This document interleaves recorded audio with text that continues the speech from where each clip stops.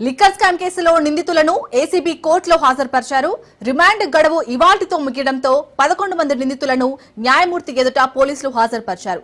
గత 2 పర్యాయాలు నిందితులను వర్చువల్ విధానంలో హాజరుపరిచారు. ఈ దఫా నేరుగా నిందితులను హాజరుపరిచారు. కసిరెడ్డి, భాస్కర్ రెడ్డి, కృష్ణారెడ్డితో పాటు 11 మంది నిందితులను జడ్జి ఎదుట హాజరుపరిచారు.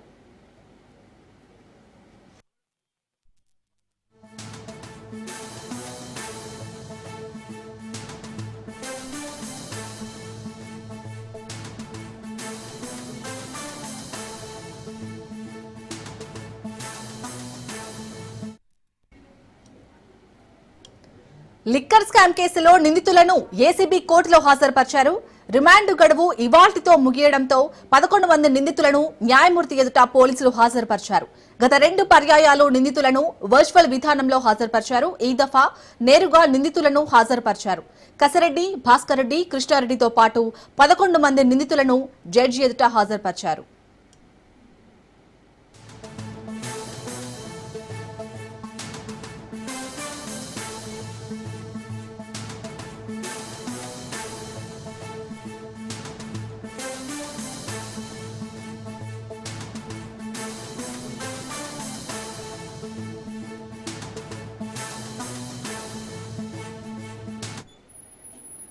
లిక్కర్ స్కామ్ కేసులో నిందితులను ఏసీబీ కోర్టులో హాజరుపరిచారు.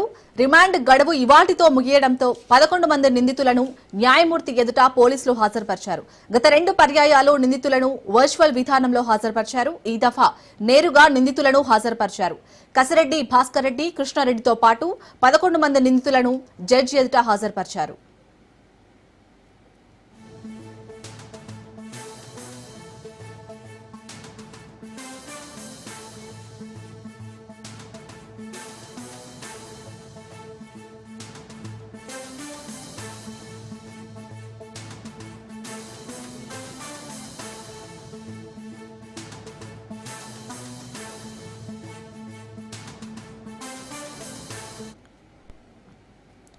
లిక్కర్ స్కామ్ కేసులో నిందితులను ఏసీబీ కోర్టులో హాజరుపరిచారు.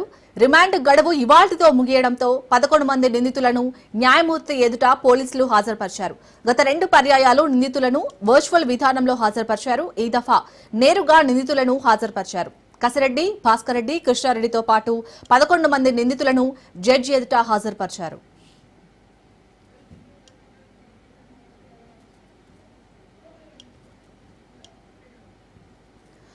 లిక్కర్ స్కామ్ కేసులో ఎవరైతే నిందితులు ఉన్నారో వారిని ఏసీబీ కోర్టులో హాజరుపరిచారు. ప్రస్తుతం ఏసీబీ కోర్టు నుంచి మా ప్రతినిధి వాసు మరింత సమాచారం అందిస్తారు. వాసు,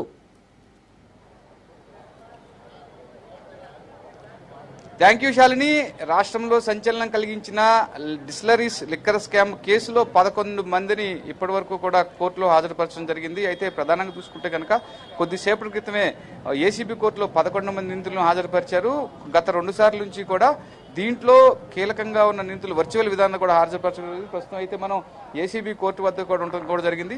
అదే కొద్దిసేపటి క్రితమే చెవిరెడ్డి భాస్కర్ రెడ్డి తరపు న్యాయవాది అయిన నాగేశ్వర రెడ్డి తన వాదనలు వినిపించారు. ప్రధానంగా దీంట్లో కసిరెడ్డి రాజశేఖర్ రెడ్డి, దొంతిరెడ్డి వాసుదేవరెడ్డి, దొండ వెంకట సత్యప్రసాద్, పెద్దిరెడ్డి వెంకట మిథున్ రెడ్డి ఉన్నారు. పెద్దిరెడ్డి వెంకట మిథున్ రెడ్డి ఈరోజు హాజరు కాలేదు. ఆయన రాజమండ్రి జైల్లో ఉండడం కూడా జరిగింది.